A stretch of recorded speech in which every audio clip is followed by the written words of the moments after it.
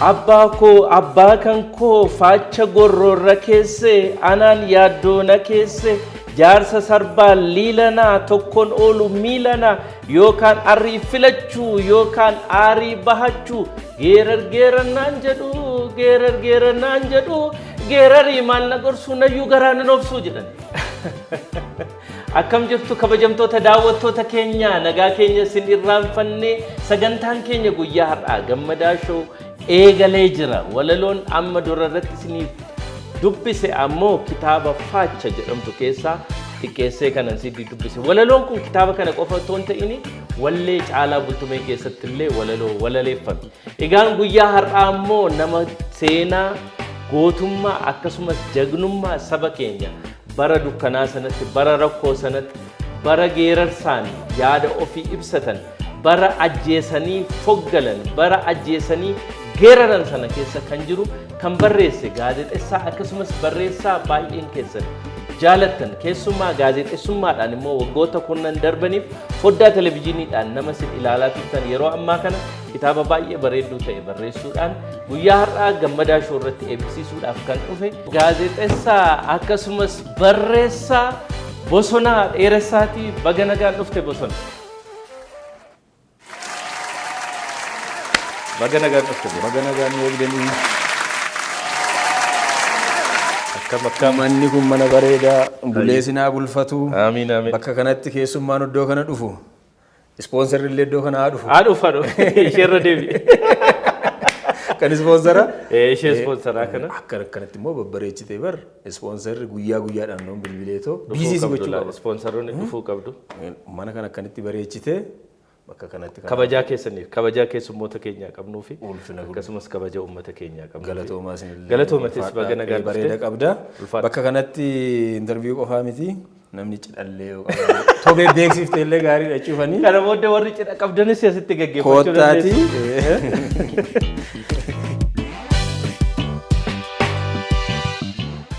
Itiyoo Teleekoom baankii hojii gamtaa Oromiyaa jijjiirama guddaaf kan oonnate.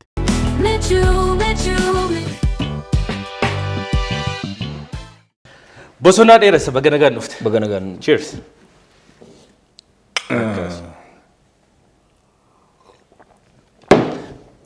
Egaa guyyaa irraa haala addaatiin nu wal argine gaafachuurraa gara gaafatamutti galagaltee jirta. Akkana yeroon akkana. Yeroon wanni yeroon hin finne hin jirtu lafarratti. Teenyeetu argina kana hunda. Nan gaafatama jettee yaadde beektaa gara. Awwaanan balleessettan gaafatama yaadaa ture malee karaa kanaan. Waggaa baay'eedhaaf situ taa'ee nama gaafachaa ture. Amma immoo galagalchoo ta'e namichi gaafatamaa ture gaafataan immoo gaafatamaa gaafa ta'u. Haala bareedaadha. Saayinaattiin safartee gurgurtee toon bitiin hin haftu fayyadama. Namoota cinqaa turte gamanumaanii yoona taa'anii akkuma nu cinqaa turte cinqamisiin jettanii baay'eelleen cinqine. Ani baay'eelleen cinqine. Atis kana ilaalcha keessa godha. Lakki yeroo baay'ee interviewun kee hedduun isaa gara maali kun hard talkii kanas hojjechaa turte baay'eesa. Kanaaf namni immoo gaafa cinqitee gaafattu baay'ee hin jaalatu. Egaan daawwattoota keenya guyyaa har'aa ammoo Bosonaa Dheeressa kitaaba isaa Faacha jedhu dursee nu biratti eebbisiisuudhaaf dhufeera. Carraa kana waan nu laatteef galatoomi isin jedha. Isinis waan egaa eebba istuudiyoo keessanitti waan nu qopheessitaniif ulfina argadhaadha. Egaa kitaabni kun torban dhufu kitaaba eebbifamu kitaaba barreessaa akkasumas gaazexeessaa waggaa hedduudhaaf miidiyaa Oromoo keessatti shoora olaanaa taphachaa ture Bosonaa Dheeressaati. Bosona Faachi maali? Faachi kun mallattoo gootni akka mallattootti qabatudha. Faacha gaafa jettu waan ati gootummaadhaan dalagde sana waan sii mul'isu waan ati qabattudha. Baay'inaan faachi kun warra ajjeesaa hojii wal qabata. Ajjeesaa gaafa siin jedhu duraan ammallee wanni kun warra nama ajjeesu tun ta'in warra bineensa ajjeesu. Warri nama ajjeesus faacha miti isaan gulantaa qabu amma koloneel jeneraal birgaadir jeneraal isaan kun gulantaa sanadha. Warri bineensa ajjeesan immoo kan isaan qaban faacha qabu. Faacha qabu isaan achi keessatti hawaasa keessatti kanaan beekamu ajjeesaadha walumaa gala ajjeesan jechuun bineensota keessa bineensonni mirga jedhaman jiru. Mirga qondaalaati jechuudha ajjeesan qondaala waan jedhamuuf. Egaa Faachi maqaa kitaaba keetii, bosonaan maqaa keetii, bosonaa dheeressa. Maqaamti kee kun bosonaamti yommuu maqaa dhiibbaa sirratti uume wayii natti fakkaata. Maal jechuudha? Akkamitti sii baasan obbo Dheeressa bosonaa? Dhugaa keetii gamme akka amma jette maqaan kun dhiibbaa qaba ammaa miti duraanii. Na yaadadha mana barnoota haayiskuulii jalduurraa gara yuunivarsiitii deemuudhaaf yuunivarsiitii Bahar Daar deemuudhaaf waraqaa qulqullummaan jedhamu tokko jira. Isiniin fudhatanii waraqaa qulqullummaa aanaarraa yoo qabaattan malee kan jedhamu tokkotu ka'eeti. Eenyu akka fides hin beeku namni nu gaafatan jiru. Aanaarraa waraqaa qulqullummaa katabachuu dhaqee bulchaa aanaa ammallee jiru isaaniin dha'u. Maqaan keenya Bosonaa Dheeressaati. Maqaan kee kun tokko tolii fi tokko badii fi naan jedhee jennaa kan tolii fi kana dhiiseetanii kan maalii badiif kan jettan maal rakkoo qabaan jedhee natti hin deebisne dhiisanii akka tasaa kantiibaanii magaalaadhuma sanaa immoo achi jira kutaa tokko qabee kan na barsiisan lakki mucaan maquma isaati inni kutaa 8 jijjiirrattee maqaa kana naan jedhee lakki an jijjiirra waan siyaasa wajjin wal qabsiiftee faa san fakkaata yeroo baay'ee sana bosonni baalee faa yeroo gubatee akkas fakkaata kanarraas immoo darbee maqaawwan baay'inaan kutaa 8 kutaa 10 akkasitti jijjiiramaa ture maqaawwan keessumaa afaan Oromoo akka qabaatu an kan si ajaa'ibu maal jedhama maqaa masoo jedhamu kana mana keessallee maqaa takka hin qabu bosonaadhaan ala akka tasaa baay'eellee kanarratti haasa'een beeku abbaan koo harka darbanii turanii harka darbaniiti qabiyyee duraan jiraataa turrerraa deemanii bosona keessatti kanan dhaladheen godoo bosonuu keessatti kan dhaladhe haati koo yeroo sana ulfa guutuu turte yeroo abbaan koo harka darbanii sanaa booda kaadaatti gumaa baasanii gara qabiyyee keenya maatii deebi'anii godoo bosonuu keessatti dhaladhe yeroo sana isaan qabiyyee isaanii gadhiisanii yeroo sana maal jechuun hin jiru hin badda shaffaxxa kanaaf achi gadhiisanii maqaan koo kan naabee kanumatu naabee maqaa kabiraas hin qabu kanumatu naabee egaa sanarraa waaw baay'eeti egaa bosona keessatti dhalachuu kee hojii wal qabatee bosonaa jedhamti sanaaf maqaa masoo kabiraas hin qabu kabira gaazexeessitoonni baay'een yeroo baay'ee amma maqaa masoo faa baafatu keessumaa gaafa beekamanii faa maal maqaa masootti baaga ergasii waan maqaa masoo gaazexeessummaa boosee faa waan ta'e wayii maqaan koo kun sanaaf waan mijatus natti hin fakkaatu baay'ee bosoo jette kan biraa ta'a gabaabsanii waamuufise gabaabsuun kun xiqqoo rakkoo qaba mana keessa somaa maqaa biraa hin qabu akkoo koo tokko qofatu hin sarmuu naan jette turte kanaan ala abbaa koo faatii koo maatiin koo jalqabaa kan mana barnootaas gale kanaaf bosonaadhuma jedhaati qabadhaa egaa bosonaa dheeressaa nama isin yeroo dheeraadhaaf beektanii bosonaanii mucaa jalduuti jechuudha gara sana jalduu cobii bakka jedhamuttan an dhaladhee kan hin guddadhee mana barnootaa achumatti eegallee jaldutti baradheeraa giincitti baradheeraa achi Bahar Daar naqee Bahar Daar achitti dhaqee garuu oriijinaala kan fudhanne xiqqoo naannoo sana mas rakkoo ammayyuu rakkoodha waan ta'e joornaalizimii yoo baratte bosona gaazexeessummaa joornaalizimii kominikeeshiniin baradhe achiin barnoota gaazexeessummaadhuma kanaan baane egaa waggaa dheeraadhaaf hojii gaazexeessummaa kana irratti namni hedduun si beeka yoo xiqqaate aniyyuu kan si beeku waggoota 15 darban kana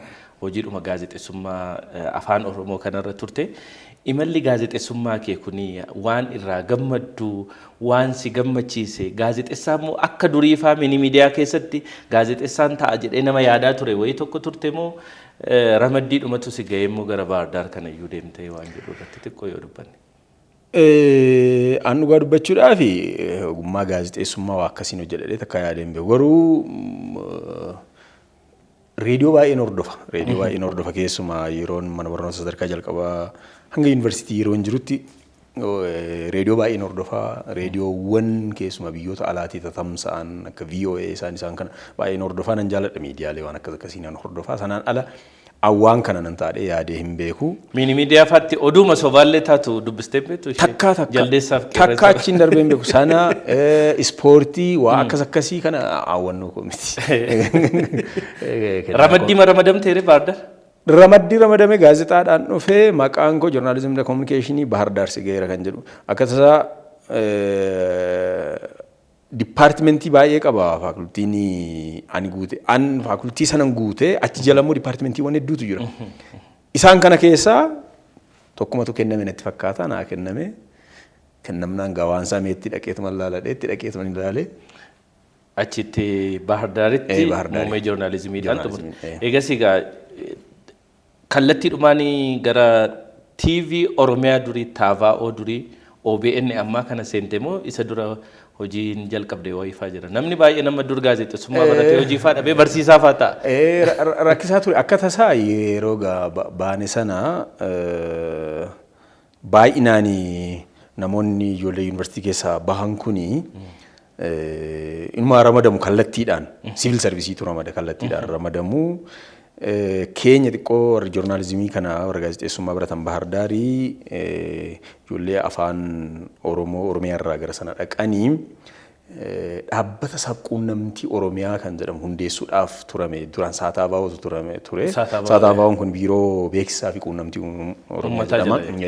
Isa jalatti kan darbu dhaabbata sabquunnamtii Oromiyaa dhaabbata of danda'e hundeessuudhaaf yaadamee ture. Yuunivarsiitii keessatti foormii guuchisanii ijoollee foormii guuchisanii yeroo sana gaa haalli siyaasaas rakkisaadha baay'ee keessa deemuu baanne barattoota yeroo sana miseensa paartii ta'an kallattiidhaan foormiin guutamee gara sana dhufe akka tasaa yeroo sana gaan beeku dagadheen jala ba'e natti fakkaata foormii sana hin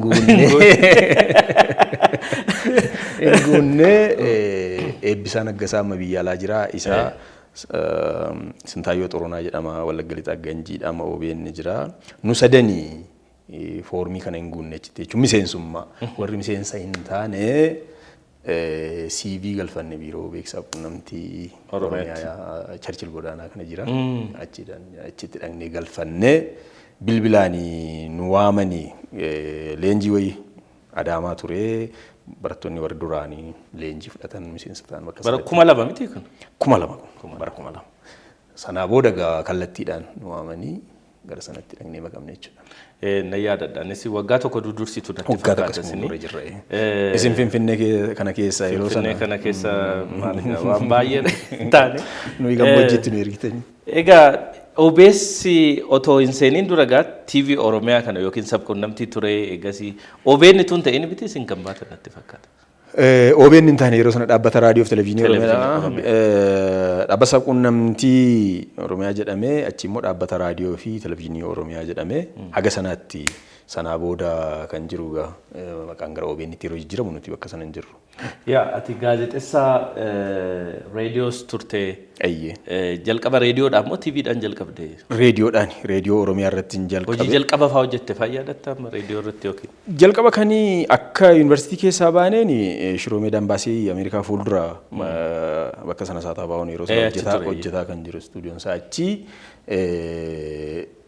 ijoollee gar tokko televezyiinii irratti Saataabaawun irratti gar tokko immoo reediyoo irratti akka hojjetan yeroo sana immoo reediyoo Itoophiyaa irratti darba ture. Qilleensi achirratti darba. Kontiiniitii kan jedhamu kun waan akka sagantaa beeksisaa kanaan jalqabne na yaadadha. Baadiyyaa keessaa naa bilbilan kontiiniitii jechuun ani sagantaa kana beeksisuudhaan ani abaluu jedhee maqaa koo himadhe gaafa guyyaa darbu achitti bilbilan baadiyyaa keessa. Suma moo maqaa kee kan biraa dhageenya. Si dhagaani? Fira si dhagee? Fira dhagee naa bilbilee suma. Bakkani jechuun yeroo sana kallattiidhaan kana galuu koo maal galuu koo namni beeku baada hin jiru.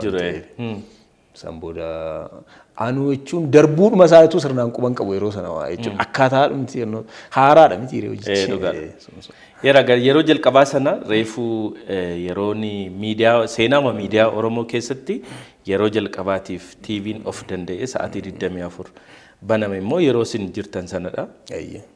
Sinis miseensa waan sanaa turtanii miira akkamii isinitti dhaga'ame yeroo jalqabaatiif sinis gaazexeessitoota reefuu haaraa dhuftanii sa'aatii 24 televezyiiniin dabarsu karaa keessaniin siniin jalqabuu isaatti gammachuu akkamii isinitti dhaga'ame miira akkamiitiin gara Adaamaatti kan godaantan?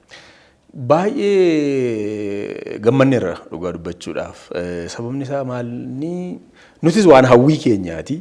Tokko ogummaan kun ogummaa haaraadha biyya keessatti. Inni biraa immoo uummannis bakka hundatti kabajni inni nuuf qabu. Lammaffaa immoo amma akkuma siime yuunivarsiitii keessaa baanee Shiroo Meedaatti gaafsana reediyoodhaan gaafa nuti waa akkas akkasii kana ji'a sadaasamoo mudde keessa akkas yaaliidhaaf reediyoon Oromiyaa jechuudha. Reediyoon Oromiyaa yaaliidhaaf yeroo inni jalqabu ta'uun kololeessa keessa yaaliidhaaf yeroo inni jalqabu giddu gidduutti seenneeti sagantaa beeksifna sirbootumatu darba. Loltoonni Itoophiyaa Somaaliyaa Magdishoo jiran otoo walirraa hin kutin bilbila yoo kaasne ergaa fuuna waan ta'eef ergaa namootarraa yaada namootaa fuuna. Bilbilli otoo walirraa hin citiin guyyaa kana guutuu bilbila. Eessarraa Somaaliyaa Magdishoorraa bakka sanarraa. Baay'inaan immoo ijoollotuma keenyatu humna waraanaa keessa jiranitti fakkaata bakka sanarraa bilbila biyya keessa baadiyyaa hundarraa. Maaliif sa'aatii 24 Saharaa diga reediyoon san dura sa'aatii tokko faa sanbataa fi dilbata immoo sa'aatii tokko walakkaa sa'aatii lama faa akkas ture afaan Oromoo. Kanaaf hedduu uummannis kabajni nuuf qabu hin bilbila waa hedduutu jira. Baay'eetti gammadna wanti hundi guutameetii miti. Istuudiyoo amma aniifate akkatti keessa teenyee bareennee akkas taanu miti na yaadadha. Ispoonjii jala ispoonjii ofitti uwwisnee Iko yookaan immoo owwaattuu akka inuumne achi jalatti dubbisaa turre ispoonjii. Waa akkasii ture teknooloojiidhaaf haaraadha. Kanaaf yeroon tures immoo yeroo rakkisaadha. Egaa waggoota hedduudhaaf TV Oromiyaa keessa yookiin dhaabbata televezyiinii fi reediyoo Oromiyaa keessa tajaajilaa turtanii hanga gaafa waggaa 10 har'aa nama 18 taatanii TV fi reediyoo Oromiyaa irraa ari'amtanitti. Akkam ture miirri sun? Egaa waan isaa wal makaadha haalli ture. Yeroo sana qofaa miti hanga har'aatti maaliif akka OBN ari'amne ani hin beeku. Waan qulqullaa'es hin jiru. Takka hagan danda'e dhuunfaadhaan namoota sanaa booda hooggansa jiran itti gaafachuuf yaaleera waan biraatiif miti. Sababuma isaa baruudha. Dhugaa dubbachuudhaaf ani hanga har'aatti hanga guyyaa har'aatti sababa kanaa dhee hin beeku ture. Yeroo sana na yaadadha damee Finfinneetti hundaa'ee ture dhaabbanni raadiyoo fi televezyiinii Oromiyaa Adaamaa fi damee Finfinneetii qaba. Nu galgala oduun laayivii fa kan dubbifamu jechuudha. Sa'aatii sanatti ani itti gaafatama damee Finfinnee kanan ture. Ganama sana eerumsa tokkotu jira. Eerumsa kana namoota hojii deddeeman isaan kana ramadee humna maal jedhama poolisii Oromiyaa isaan kanatu eega ture. Mooraa sana jechuudha. Walitti yaadna baay'ee warra poolisii kana wajjiniin immoo dhufanii biiroo koo seenanii natti haasa'anii maal jedhanii Adaamaa maal rakkootu jira inaan jedhan. Akka tasaa san duraan nama wayiitu naa bilbilee Adaamaarraa ijoollota barkunu akkasitti dal'aa akkan seenne dal'aarraa humni waraanaa dhufee akkasitti dhoowwaa jira. Dal'aa akkan seenne waan sanaan gallee dhiisee namni wayii bilbilee akkas naan jedheen ani beeku. Sana booda bosonaasii dal'aadhaan ala godhaatii gabaasa naan jedhan. Sittis mardoo himuu dhufan jechuudha. San booda jechuun naan galle onni isaa maaliif yennaan akkasii waan saamumaan beeknu.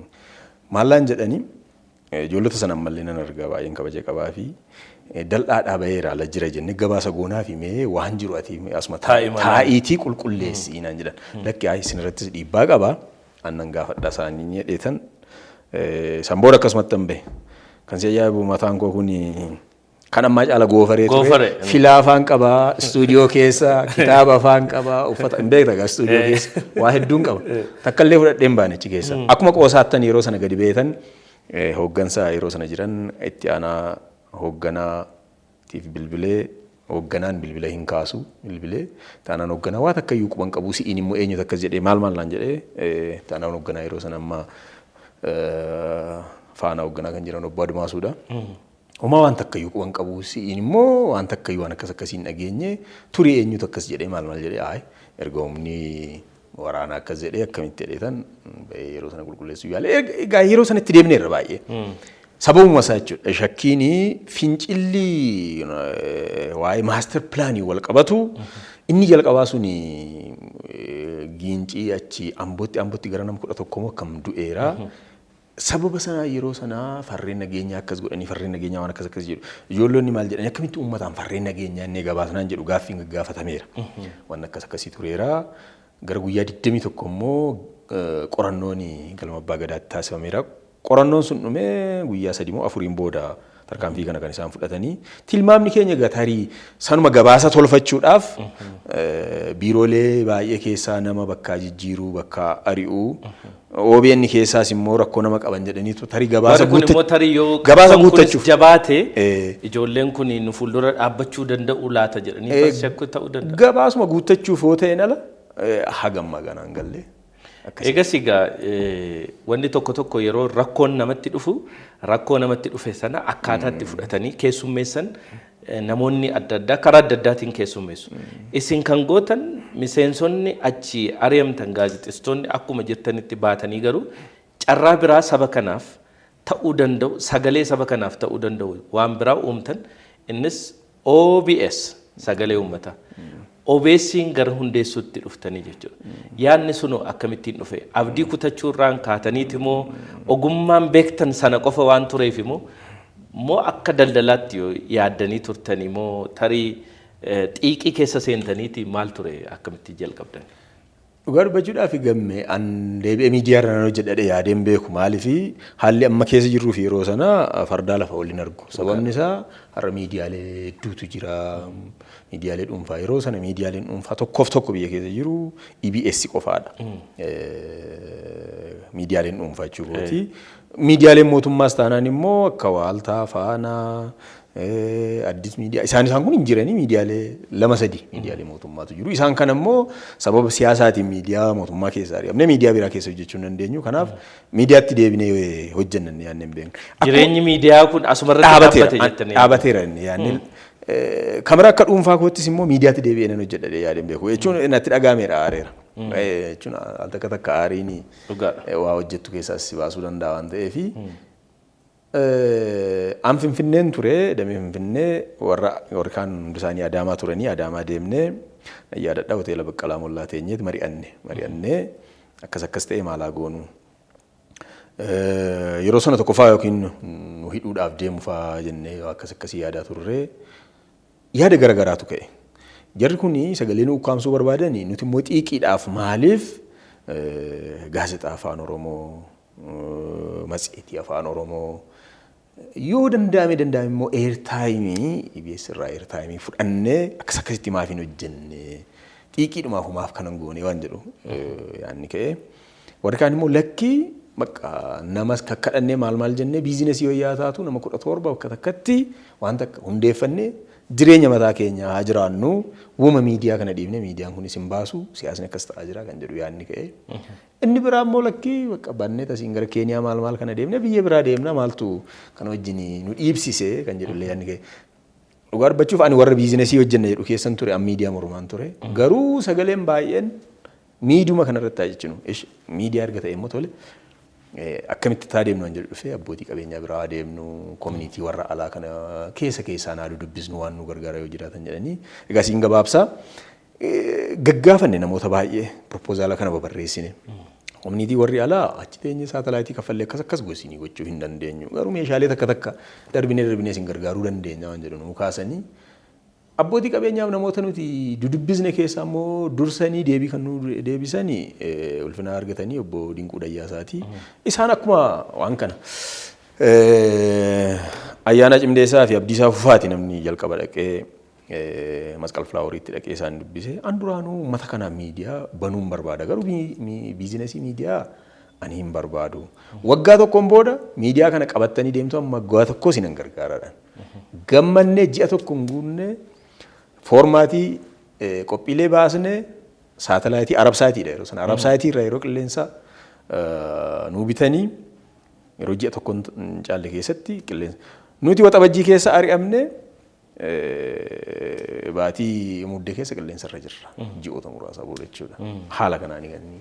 Baay'ee nama ajaa'iba dhugaa dubbachuudhaaf akkaataan yeroo sana OBS itti dhufe uummanni kunis uummata yeroo sana miidiyaa isaaf dubbatu miidiyaa afaan Oromootiin dubbatu iyyuu reefuu erga argee immoo ijoolleen isaa jalaa ari'amte ijoolleen kun bakkeetti hafaniiru jedhee namni yaaddoo baay'ee keessa ture nus gammachuu guddaatu nutti dhaga'ame akka uummataatti yeroo sana. Egaa OBS keessatti waggoottan 10 darban kanaaf hojiiwwan babal'aa hojjechaa turtan.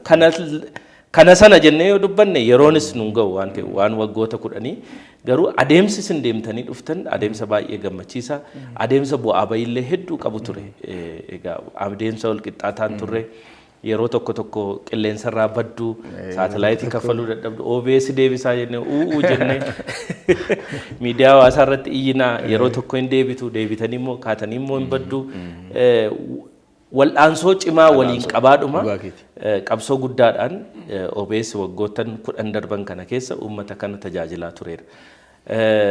Garuu yeroo ammaa kana OBS immoo yeroo aniif amma ati dubbachaa jirru kanarratti OBS guutummaa guututti sadarkaa dhaabbatu irra gahee jira. Maaltu uumame?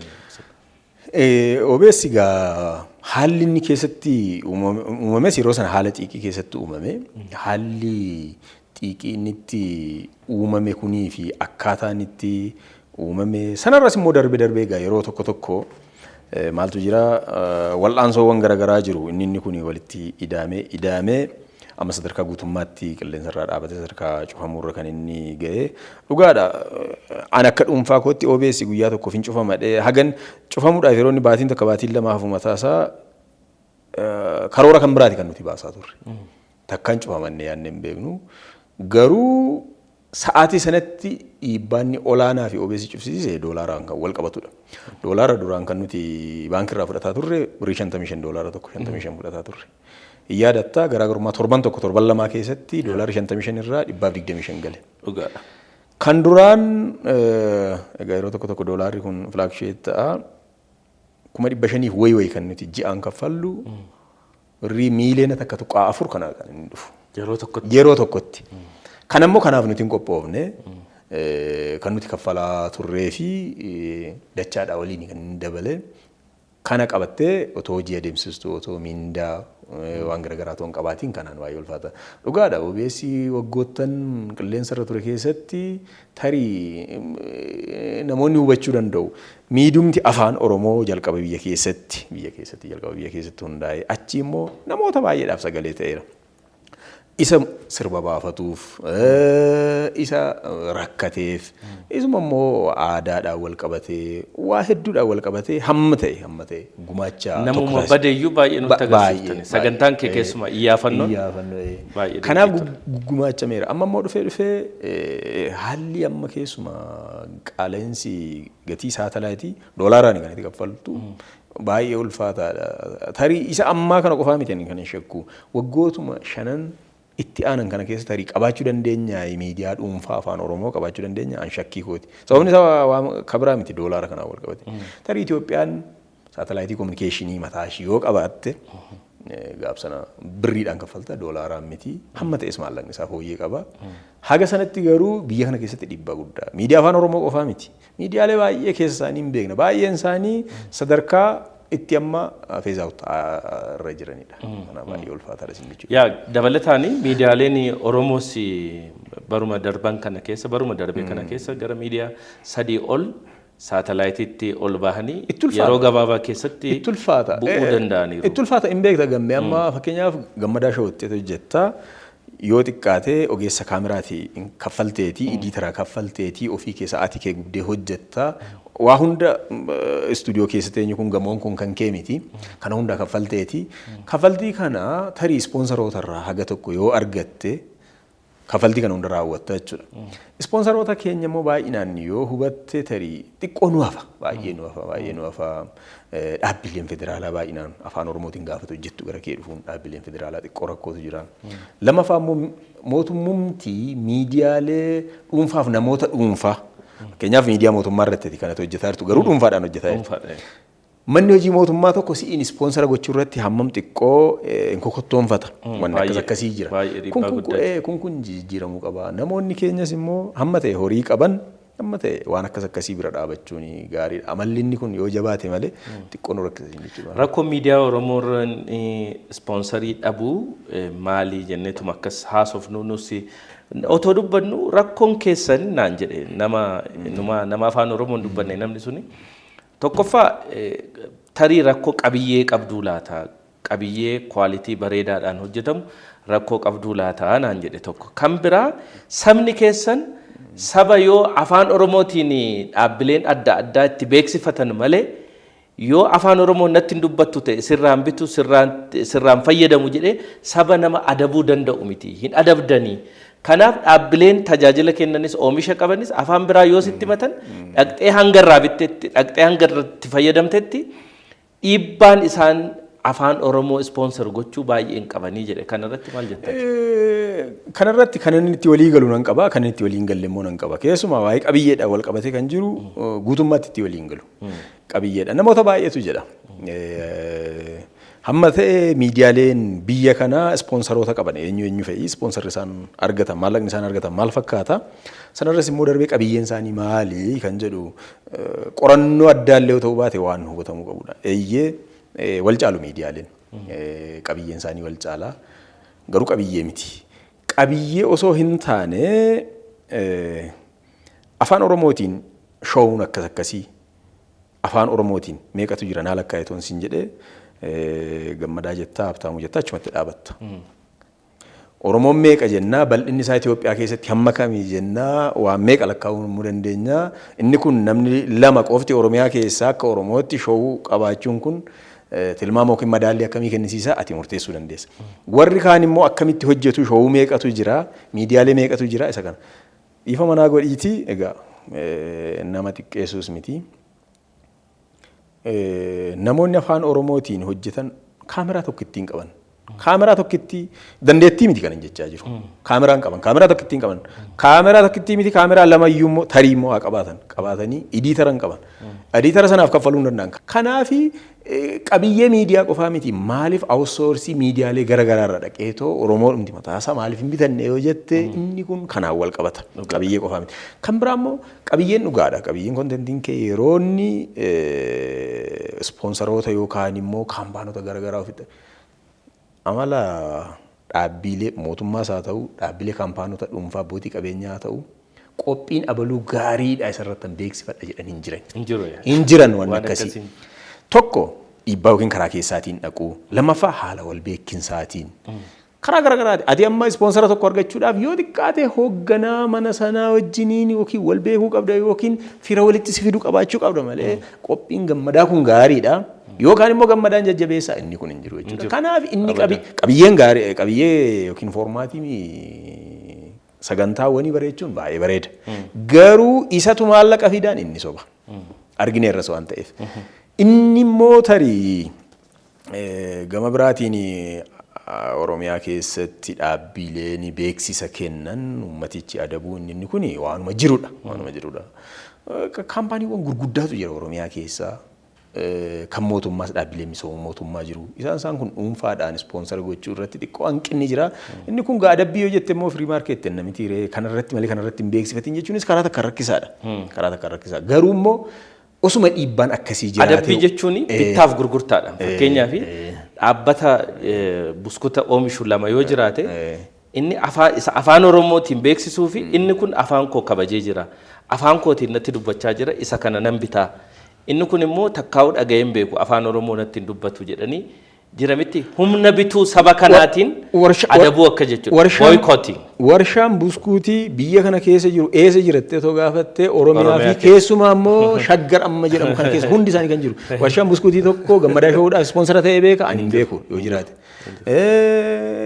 Jiru gaa wanni xixiqqaa kunoo markaatoo kana keessa maqaasaa hin beekne shaqaxiin wanti amma jiran kun konkolaataa warri fichisiisan warri biyya kana keessatti walitti suphanii hojjetan isaan kun gammadaa shoowuudhaaf ispoonsara godhanii beeku hin beekani. Kanaaf baay'eetu jiru. Tarii yookiin baankota amma OBS wajjin eenyutu ture dhugaa rabbii galata isaaniif galchuudhaaf baankonni keessumaa baankonni Oromoo jechuu dandeenya. Baay'een wajjin dhaabatanii jalqabaa qabanii hanga dhumaatti. Osoo baankonni jiraachuu baatanii OBS hanga sanaayyuu turuu hin danda'u ture. Garuu gama keessumaa dhaabbileen akka shaqaxaa qaban meeshaawwan haaraa kunoo saamunaa haa ta'u maal haa ta'u maal uffataa haa ta'u isaan kun hin jiran. Eessa kan isaan jiranii ramaddii kan biraa keessa jiru. Miidiyaa afaan biraatiin dabarsu bira jiru. Egaa baay'ee ulfaataadha dhugaa dubbachuudhaaf akkaataan itti miidiyaan Oromoo jiru namoonni baay'een istiraagilii kana keessa jiru namni nu dhaggeeffatu keessumaa ogummaa kana keessa namni jiru hundumtu dhiibbaa akkasii kana jala namni bilisa ta'e hin jiru. Egaa OBS dhiibbaa kana hundumaa dandamatee waggoota 10 turee jira. Amma akkatti jettee cufamee jira. Waan deebi'u sitti fakkaata? Baay'ee gama sanaan hin qabu. Tarii akkansiin jedhee tarii Itoophiyaan saatalaayitii kominikeeshinii mataa ishee qabaatte tarii isayyuu sun gabaa yeroo sana murteessan beekamu birriidha yoo kaffalte. OBS osoo maallaqa akkaawuntii baankii keessaa osoo qabnu doolaara dhabnee baankota ji'a tokko olitti deddeebinee kadhanna doolaarri yeroo sana jiru. Amma doolaarri jira. Amma immoo gatii doolaaraatu baay'ee dabale. Kanaaf OBS amma deebi'ee yeroo gabaabaa keessatti akkas ta'e sana natti hin fakkaatu. OBS toon cufamiin dura suuraan yeroo dhumaatiif isin gareedhaan laangaanoo deemtanii kaatan kana sun kun tarii sagantaan kun sagantaa nagaatti waliin jechuuti jettanii yaaddanii qopheessitanii kan ture. Ji'a tokko dura sagantaan kuni waggaa waggaadhaan baatii waxabajjii keessa gadi babbaana. Stuudiyoodhaa gadi babbaanee hojjetoonni keenya waggaa waggaadhaan qabna.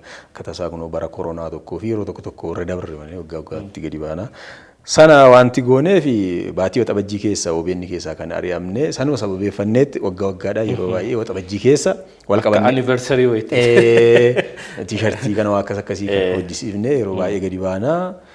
Sun aadaa nuti ta'ee ari'atamuu keenya iyyuu daganneerra gadi ba'uu keenya malee amma gara dhiyoo gara waggaa sadaffaa waggaa arfaffaa akkas goggochaa turree waan ta'eef haa barreessina waa'ee ari'amuu keenya yeroo sana amma daganneerra akkuma aadaa godhannee garuu gadi baana yeroo langaanoo deemnee suura kana kaane OBS cufamaa takkaayyuu hundi keenya quban qabnu. Yaada keessan qabdan takkaayyuu quban qabnu akkuma sagantaa qopheeffattan waggaa sana kabajuudhaaf deemnee langaanoo deebinee torban tokko haa ta'u doolaara akka nuuf kennu baankiidhaaf xalaa barreessine doolaarri yeroodhuma sana waan ta'e dabalee birrii 70 haa ta'u birrii 75 waan akkasii ta'e doolaarri akka malee nutti dabalee maal jennee gaafanne duraan siime egaa torban lama ji'a tokko faa nu tursa baankiin doolaara nu hayyamuudhaa fi guyyaa lama keessatti baankiin nu hayyame baankii sanallee maqaa dha'uun hin qabu nu hayyame 75 galchine birrii 92 nuu kenne garaagarummaa guyyaa lamaa keessatti. San booda torban tokko torban lamaan booda dhibbaa fi meeqa galee ji'uma tokko keessatti murteessine teenyee haasofne gaafuma inni dhibbaa fi sanaa ol daru maal gochuu dandeenya inni kanaan itti fufuu hin dandeenyu ji'aan kana kaffallee kana baasnee itti fufuu hin dandeenyu soo maalaa goonu walii galtee saatalaayitii wajjin qabnu dhaabnee amari'annu. Qalbii keessatti gara ji'a tokko maal yaadaa turre tarii doolaarri kun waan gaddeebi'uuf haa ta'a laatenne. Amma garuu kuni waan suni hin fakkaatu waan ta'eef yeroo langaanoo deemnu hin qabnu sin jechuu kooti. OBS cufamaa yaada akkasii waa hin qabnu. Egaa amma bosonaan waan gaazexeessummaatti itti fufu wayii sitti fakkaatamu waan dhaabaa jiru wayiiti.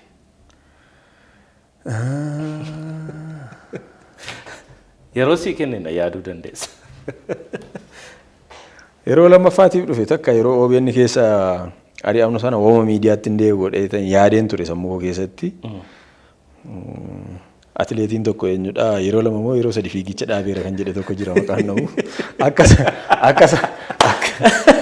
Akkasana akka natti hin taanee fi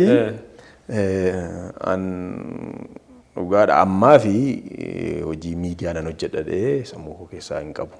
Tarii immoo hojii miidiyaa nan hojjedhadhe. Namoota gurguddoo baay'ee interview gooteetta amma akka sagantaawwan ati hojjette baay'ee isaa duubatti deebi'ee YouTube irraas ilaalaan ture.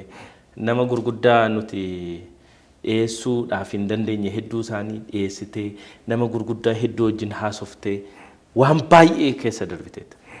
Namoota dhiyeessite keessaa nama baay'ee argachuu keetti gammaddee wajjin haasawuu keetti baay'ee gammaddu eenyu akkasumas immoo tarii yooni asumaan gaazexeessummaa dhiise otoon ebeloo wajjin taa'ee interview godheera ta'e jettee nama sitti dhaga'amu jira. Sun baay'eetu jira. Miidiyaa keessatti gammee hin beektaa. namoonni hedduun keessumaa namoonni keenya miidiyaadhaaf of hin kennanii. Beektee amma Aljazeera BBC tokko lafti tokko bakka sana wayiitti sochoote yookaan immoo waan ta'e yoo ta'e yeroo sana ogeessa wayii ekspertii fidanii yeroo sana laayivii bakkuma sanatti waan ta'e gaafatu namoota argatu. Namoonni kan keenya akka kanaa miti. Beellamtee torban lama ji'a tokko isayyuu akkasiiti rakkoon akkasii jira garuu baay'eetti rakkanneesi. Kan interviewudhaaf arganne nan qaba kanan itti gammadus baay'ee nan qaba egaa isaan hedduudha. Nama tokko tasuma hin dagadhu. Obbo Bulchaa dubbiseen ture obbo Bulchaa xiqqoo yeroo sana dadhabanii jiru.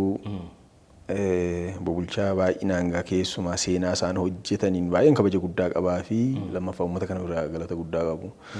Hin beeku. Tarii baay'ee illee qorachuu baadhee nama si'a jalqabaatii fi paarlaamaa keessatti afaan Oromootiin dubbatan natti fakkaata obbo Bulchaan. Yeroo rakkisaa sana keessa afaan uummata kanaa ta'anii akka isaan itti dubbatan lammaffaa qulqullummaadhuma isaaniitiin siyaasa keessatti akka isaan itti hojjetan sana argachuu kootti baay'ee gammada isaaniin dubbiseen ture manuma isaanii dhaqeetanii. Isaan kun jiru egaa baay'inaan garri kaanii baay'eedha waan ta'eef baay'ee hedduudha. Keessumaa iyyaafannoo immoo yeroon hojjedhu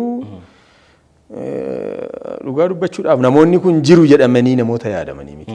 Haalli namni itti yaaduu fi haalli inni kaan immoo addaanii. Inni kun baay'ee jechuudha. Egaa amma Bosonaan tarii gaazexeessummaa yoo dhiise gara barreessaatti waan galu wayii nutti fakkaachaa jira. Kitaabni kee Faachi kun kitaaba kee lammaffaa natti fakkaata miti? Lamaffaadha. Kitaaba seenaa Usmaayyoo Muusaas kanaan dura waan barreessite. Seenaa Usmaayyoo Muusaa maatii dhaafanii kan ani barreessee kenne akka kan dhuunfaa kootti osoo hin ta'in tarii maatumatti gargaaruudhaaf akka tasaa. Naagala. Sana kan maatiiti. Seenaa sana I think saartuu Usmaayyoo waan dhageessees toora san dura hojjedheetan ture seenaa abbaa isaanii iyyaafannoodhaanii ciroo deemee tan hojjedhee ture skriptiin isaa amma ta'e jira isa sanatti daddabaleetiifan tarii maatiin akkuma yaadannoo waa xiqqoo itti akka qabatuuf gama sanaan.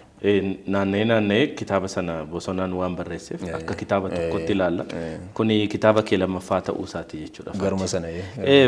Kontentiin Faacha keessa jiru baay'eensaa waan aadaa wajjin wal qabatu keessumaa aadaa ajjeesaa durii ijoollummaa keenyatti dhagahaa turre geerarsawwan adda addaa of keessaa qaba. Kitaaba akkasii yoo barreessuu maaltu si kakaase? Aadaan kunoo aadaa booddeetti afaa jedhamee yaadama miti. Yeroo ammaa bineensota ajjeesuun seeraan ala. Gootummaan yeroo bineensa ajjeesanii suni gootummaa sirriidha jettee immoo yaaddaa'ii.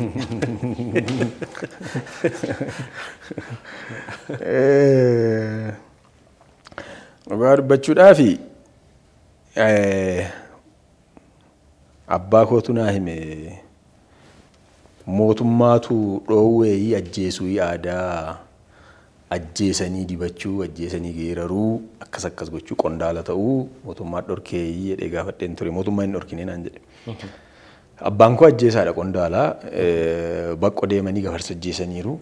Baqqoo deemanii godina lama moo meeqa miillaan konkolaataan hin jiru. Baqqoo Wallagga moo Ilubaaborii? Wallagga gara lixaa daangaa kadhumaati. Miillaan deemanii konkolaataan hin jiru beeki wanta akka hin jiru. Akka ammaa kana hoteellii fi maal hin jiru maallaqa isaasuyyuu akkasitti hin qabdu galaa waan xixiqqoo waan akka cuukkoo akka bassoo akkasii kana qabattee ji'a lama ji'a sadi teessee bakka sanatti gootummaa kee agarsiisu bachi faachaan galtachuudha. Suurri faacha sirra jirullee kun kanuma abbaa kooti. Faachi kun illee jechuudha. Isatti amma jette kaasuufanii mootummaa hin dhorkine. Ajjeesaa gabaabsee waan inni irraa hubadhe si himuudhaaf duraanii bineensonni mirga jedhamanii tokkoffaanii yeeyyiidha. Tokkoffaa yeeyyiidha jedhama. Yeeyyiin maaliif islaama yeeyyiin kun dadhabduudha bineensa haga saree geessuudha maaliif mirga taate bineensota hunda mootiidha. Leenca guddaa kan itti marsiteet waan kuffiftuu fi yeeyyiin hunda caalaa mirga tokkoffaa jedhamti. Kanaaf qondaalli yeeyyii ajjeese buukum jedha. Buukum jennaan inni kaan jalaan dubbatu hangafa jechuudha. Kitaaba kee keessas mirga yeeyyii kan itti aansee leencadha. Leenca Faachi leencaa immoo anfaarroodha. Anfaarroo kun amma mataatti godhatan kun faachanni. Anfaarroo leencaa keewwate baankoo. Kanaaf isadhaa itti aanee arbadha. Achi gafarsadha. Bakka tokko tokkotti qeerransis jira. Garuu amma kana baay'ee miti kitaaba kana keessatti hin daballee. Kanaaf bineensota kana kan ajjeefamu keessumaa abbaa keenya dura akaakayyuuf abaabayyuun keenya kan ajjeesaa turanii goraadee fi eeboodhaani. Goraadee fi eeboodhaani malee qawweedhaani miti. Arba guddaa kana eeboodhaan ajjeefta. Eeboodhaan ajjeefte kun cimina kee agarsiisa jechuudha. Leenca eeboon keessumayyuu nama baay'ee waan amma naga'u kana keessa. Isa dhagaa goraadee fi eeboodhaan kan ajjeefteeti jechuudha. Akka barbaadde taate mirga kan jedhameef kanaaf hundi hin danda'u. Osoo namni hundi danda'e immoo mirga hin ta'u. Ittiinis hin geeraramu. Leenca guddaa kana namni fuuldura isaa dhaabachuu sodaatu kana eeboodha. Warra eessaatti argee warra masaayii kana kan eeboodhaan hunna godhan. Akka sanaatti eeboodhaan leenca kan ajjeefteeti mirga godhatta. Malee qawweedhaanii miti. Bara asias akaakayyuu keenyatti immoo maaltu dhufee qawwee tokkittii faa nyaattu maal jedhama akka minishirii wacafoo maal jedhamtu kana dhufte. Oomoo xabbiqanii dhaabbadhu na eegee. Ishiidhaan ajjeesu. Ishiidhaan ajjeesu. Sanaa booda maaltu dhufee qawweewwan afurfaa shanyaan faa nyaatantu dhufan akka automaatikillee yoo ta'uu baatan rasaasa baay'ee kan fudhatan akka kunoo maal jedhamu beeljigii faa jedhaman. Shuuldomot foriifaa maal jedhamu isaan kun dhufan. Gaafa isaan kun dhufan ajjeesan guutummaa guutuutti dhaabatee naan jedhe abbaan kun. Maaliif salphaatti ajjeesuu dandeessa? Abbumni kun gootummaan gaafatu. Gootummaan gaafatu. Amma sana booda kilaashiin dhufee dirooniin dhufee maaltu dhufee kun mirgayyuu ta'uu hin danda'u. Kanaaf ajjeesaa kan dhaabee barasaati. Barasaatu wannoo isaatu busheesse malee dargiin gara dhumaarraa seera baasee ture namni akka bineensa hin ajjeefne. Inni immoo bineensa mirgaafatu ta'e waan biraatiif. Bineensuma akka amma namni callisee leenca arge bira darbu rukutee bira darbu akkasiin godhiina jechuudhaaf malee waa'ee mirgaatii miti. Mirgi kan dhaabate meeshaan ammayyaa dhufuu isaatiin. Warri duraanii egaa kan isaan ajjeesaa turan deemanii lafa fagoo deemanii cimina sana agarsiisuudhaaf mirga kan jedhame iyyuu. Kanaaf bineensota kana arfanii kanaan wal qabatan jechuudha maafani.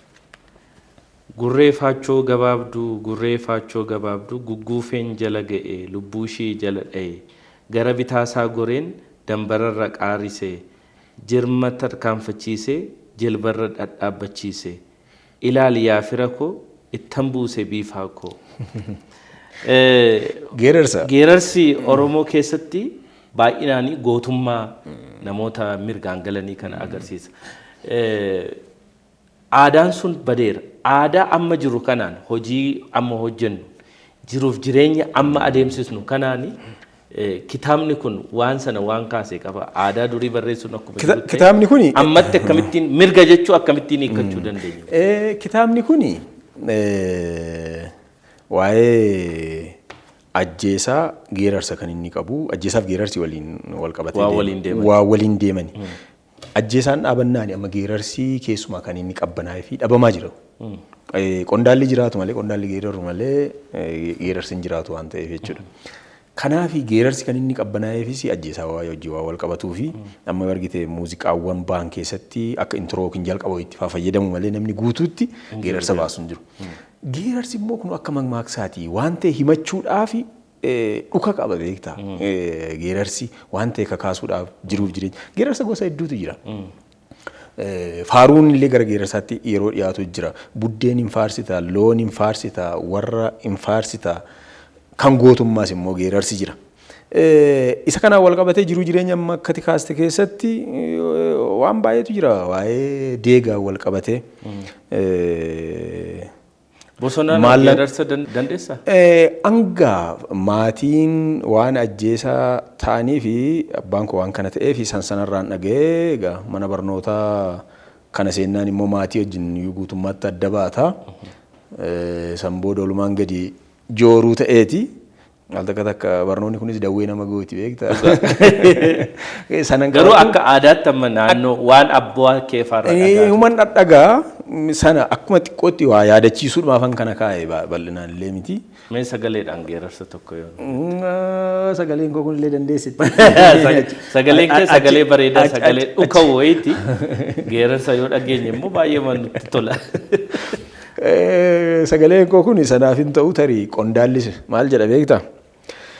Sanbat duraan qotiin malee sanbata yoon qote maal qabaa? Qondaalan tuqiin malee sobeen fokkoriin malee yoon geerare maal qabaadha. Al takka takka geerarsi warra kan qondaalaati jedhameeti kaawwama jechuun daangaatti godhama. Yoo inni kaanillee geeraraa jiraate qondaala jechuun isa ajjeesaadha. Inni jiraannaan lafa dabootti, lafa cidhaatti inni kaan jalan dubbatu jechuudha. Kanaaf geerarnaan jedhu geerarri maal gorsuu aanan galaana. Amma gaa kani qabeenya hojii wal qabateeti kaafti. Hiyyummaa kana ittiin balfuudhaaf, ittiin balaaleffachuudhaaf, of onnachiisuudhaaf faa kaa'u beektaa. Maallan goone deegni koo shumburaa na nyaachisee, gungumaa na kaachisee, raafuu na kadhachiisee, raatuu na kabalchiisee. As keessatti hin himata waan deegni goote jechuun hiyyummaan kun badduu mitiire. Dhugaadha. Isa kana hin himataa ittiin onnataa jechuudha. Ittiin onnatee of jajjabeessa. Gaafa jajjabeessi gari jiruutti kutannoo isaa gaafa ibsuu barbaadu immoo deega kooya farrisaa ture ammaan si fannisaa muka arbaa daraaretti ilma abbaan abaaretti muka damee hin qabnetti akka baddeen galleetti. Ilma abbaan abaarsa keessaa inni dhuma ilma abbaan abaareedha. Kadhumaati. Maal jedhama higibaan jedhama kan hin qabne. Hanga kana ta'eeti gadi buusee akka deegnii fi hiyyummaan balaafamtuu taate himeeti isa kana immoo onnatee ittiin ka'achuudha. Kanaaf geerarsi waan baay'ee qaba. Kitaaba kana keessaa maal jedhu raatuun dhaqa geeraraa, ayyaantuun gala geeraraa, ayyaantuun gurbaa keetii dhaqaa gala geeraraa. Jalqaba gaafa ajjeesuuf deemtuun geerartu. Jalqaba maaliin akka galtuun beektu kaa? Akka tasaa abbaan koo gaafa ajjeesan obboleessa isaanii hangafa wajjin deemanii baqqoo deeman lafa siimee godina lama. Waamti baqqooyyuu geerarsa qaba miti baqqoo qaba malee baqqoo waan akkas akkasii hedduu qaba. Amma gaafa deemuudhaaf kaatellee qe'ee keessatti maal beektaa? Yoo ati duultee dhaqxee dhabdeellee yoo galte namni si hubata malee. Yoo ati lafa sana hanqatte kora jedhama walitti koratta. Fakkeenyaaf aniifati hiriyyaa yoo taane baay'inaan osoo hin fuudhin gaafuma fuudha jala gaani baay'inaan kan isaan deeman. Warri fuudhanis deemuudhuma danda'u baay'inaan. Yoo ati ajjeefte malee durbillee sitti hermuu diddi. Durbillee sitti hermuu diddi. Gootummaadhaan yoo deebite immoo hundatu si si'ata. Maal jedhama inni geeraru. Durboo fo'ii nu footee jabboota abbaa ishii seetee dhiira fo'ii maal fo'uu gorba fo'uu malee jedhanii tonnoo. Durbi fo'ii nu foote jechuun nama keessaa. Nama keessaa nu footee sinitti heerumu nuun jette akkasii. Nu diddeedha. Baay'een keessa warri fuudhin sinis rakkoo akkasii qabu. Kanaafi akkaataatti onnatan walitti korachuu jedhama. Aniifati deemnee tajjeemnee afur kophaa deemtee ajjeesuu hin dandeessu. Ragaan jiraachuu qaba. Ragaan jiraachuu qaba. Isayyuu immoo rukutteetoo osoo bineensi sun hin kufiin itti utaaluu qabda. Malee sirraa kufeera taanaan mirgam ta'u. Osoo inni lubbuun keessa. Mirga jechuun immoo luka mirgaati miti kan fudhatamu. Mirgi kuni akkami beektaa? Fakkeenyaaf humni waraanaa jira. Humni waraanaa tokko duransii kaaseen ture amma jeneraalummaan kan kennamuu fi birgaadeer kan jedhamu koloneel kan jedhamu maal godhedha. Waan biraa miti bar. Waan taa'ee umuriin isaa waggaa 30 waggaa 40 humna waraanaa keessa waan taa'e qofaaf miti. Sadarkaa 2-3 faa kennama. Lola irratti jagnummaadhaan taankii diinaa rukutee diinatti dhufees rukutee sanaa booda gootummaatu kennamaaf jechuudha. Diina garma namaatti iyyuu diina isa jedhamee kaawwame sana isa ajjeesuun akka jagnummaatti ajjeeftee dibatta hin geerarta jechuudha. Isa kana keessas immoo jagnummaadhaan wanta ati goote wanta ati irraa fudhattu arba umbiisaa irraa fudhattaa warra akka qeerransaa fi leenca immoo anfaarroo fa'aa fudhattaa warra akka gafarsaa immoo eegee isaa irraa baafta kun eegee irraa kan inni bahu eegee isaa irraa baha. Kana qabattee galtaa gara waggaa tokko waggaa lamaatiif mataa kee murattu lootii gurratti godhattaa lootii ammas akka abbaan barbaade godhatu yookiin ayyaantuu ta'uu qabda yookiin immoo nama gadaa qabu yookiin nama ajjeesu yookiin nama ajjeesu qondaaladhama kun namni lootii gurraa qabu. Akaakayyuun koo ajjeesaa waan ta'eef nan beeka lootii qaba. Akkasi kun. Kan biraa an beeku aadaa naannoo geedoo kana irraan gadee kanatti waan arge faacha ajjeesaa kana baasanii waan qorqorroo wayii takka jalatti ijaaranii achi jala kaa'u. Aadaan kun naannoo keessan jira moo? Jira sirriitti. Akkamitti ta'a kuni hanga namni sun akka namni arguufi ilaa namni kun goota akka jedhamuufi barbaada. Hanga lubbuun namni sun jirutti faachi manaan bahu. Gorroorra ta'a. Kunoo sirba caalaa keessatti abbaa koo abbaa kan koo faacha gorroorra keessee anaa yaaddoona keessee jaarsa sarbaa liilanaa tokkoon oolu miilanaa yookiin aarii filachuu yookiin aarii baachuu. Faacha gorroorra keessee anaa yaaddoona keessee abbaan kee ajjeesaadha. Fakkeenyaaf akaakayyuun kee ajjeesaadha. Abbaan kee immoo obbo Olaanaan isaan immoo dabaree isaaniitiin duuluu qabu. Dabaree isaaniitiin duulan yoo ta'e nama keessaa maal ta'uu maqaa abbaa isaanii kana hin falle jedhamu hawaasa keessatti fudhatamummaa. Egaa yeroo sanatti isa kanan argatanii. Kanaaf gorroorra ta'a hanga namni lubbuudhaan jirutti. Sanaa booda namni sun lubbuudhaan yoo darbee gadi ba'ee muka akka waleensuu qilimxoo muka qabachuu danda'u gaafa dongorte mukti tokko murtee gaafa dongorte hin qabata. Qabataa waggaa dheeraa ta'a muka sanarratti hin fannistaa gubbaa isaarraa akka citaa wayiin keessaa. Kana jechuun namni sun lubbuudhaan darbeera. Waa akka booka birillee bookaa maddii kaa'u karaa horaa jedhama. Haaywee amma jedhamu kana. Karaa guddaa deemu. Karaa horaa kana maddii dongortee dhaabdaa. Namni sun lubbuun hin jiru seenaa isaa sana akka muuziyeemiiti jechuudha. Keesseef waan inni godhe. Cimina isaa gootummaa isaa. Namni hundi inni ol darbus inni gad darbus akka arguuf. Kuni maal inni hawaasichi uummata Oromoo kana keessa deebitee yoo ilaaltu gootummaadhaaf bakka inni qabu si ajaa'iba. Kufee ka'ee gootummaadhaaf isa kana agarsiisuudhaaf jechuudha. Egaa daawwattoonni keenya immoo kitaaba isaa guutuu yoo isiniif hinne kitaaba kana akka isaan hin bitne nu taasisa. Kanaafuu hundumti keessan kitaaba faachaa torban dhufu bosonaan dheeressaa ni eebbisiisa. Hundumti keessan eebba isaarrattis argama. Akkasumas immoo kitaaba isaa kana bituudhaan cinaa dhaabbadhaa deggeraa inni lammataa aadaa keenya immoo waliin habarru jenna. Dhaamsa Gammadaashoo. Tarigaa dhumarratti waan kitaaba kee wajjin wal qabsiiftee ergaa ati immoo gama keetiin dabarfachuu barbaaddu yoo jiraate immoo carraan sii kennamus. Hedduu haasofneerraa bal'inaan haasofneerraa kanuma kitaabichi qabiyyeensaa akka kitaaba qorannoo tokkotti miti kan inni dhiyaate garuu waanuma darbee kana nama yaadachiisuudhaafi maal inni beektaa amma kitaabota waggaa 50-60 dura barreeffamanii akka nuti baatiriidhaan maaliif barbaanna waan ta'e qabatee jira waan yeroo sanaafaa nutti agarsiisa.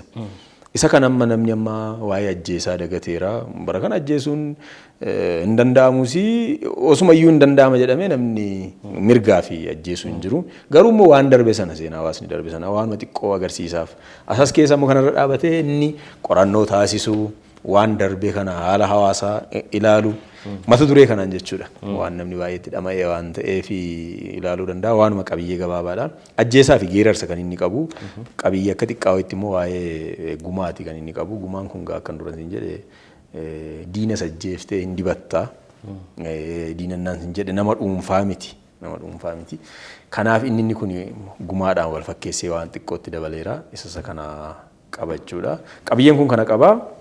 Kana ala egaa bal'isanii gara fuulduraatti immoo warri kaan kanarra dhaabatanii waa guddaa tokko baasuu danda'u ani agarsiisuudhaaf waanuma tarii abbaan konatti hime isa kana waanuma xiqqoo riikardii godhee ol kaa'uudhaaf. Irraa gadeen tokko see jajjaba lixee laata mirga maleen geeraree tajjaban seenee laata jedha dhuma kitaaba isaarra. Egaa turtii baay'ee bareedaa dhugaa dubbachuudhaaf sa'aatiin keenya baay'ee waan nu jalaa deeme qofaadhaaf asirratti dhaabuudhaaf dirqamna. Bosonaa dheeressaa yeroo biraatti immoo deebinee dhimmoota garaagaraa irratti wajjiniin deebinee Gammadaashoo irratti kan wal arginu tahaa egaa bosonaanii baay'een keessan kan ittiin beektan goofareedhaanii bosonaa dheeressaa abbaa goofaree. Amma dulloomne goofaree. Seenaan goofarummaa kunis gootummaa abbaa kee kan wajjin wal qabatu nutti fakkaata. Faachis goofaree fa'aa waan fakkaatu asirraa argaa jira. Egaa Gammadaashoo irratti keessummaa keenya taatee yeroo kee qaaliirraa fudhatteen wajjin waan argamteef galatoomne ulfaadhu horii bulisiin jenna. Nu jiraadha ulfaadhaa isinis filatama. Cheers. ኢትዮ ቴሌኮም ባንኪ hojii gamtaa oromiyaa jijjiirama guddaaf kan oonnate.